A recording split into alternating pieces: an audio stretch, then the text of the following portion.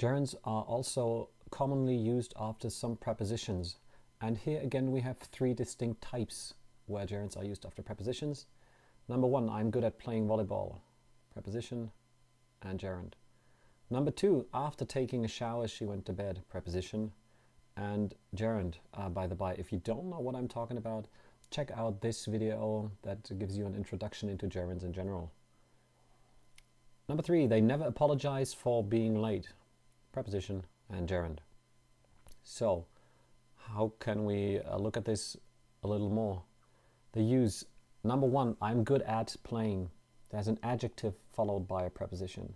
So good at, bad at, for example, or another example would be interested in.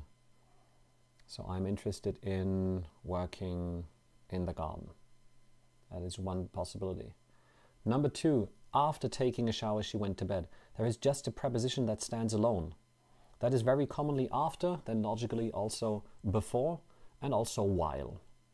So before waking up, she had a super nice dream. And number three, they never apologize for being late. Here, a verb antecedes the preposition, so the preposition follows.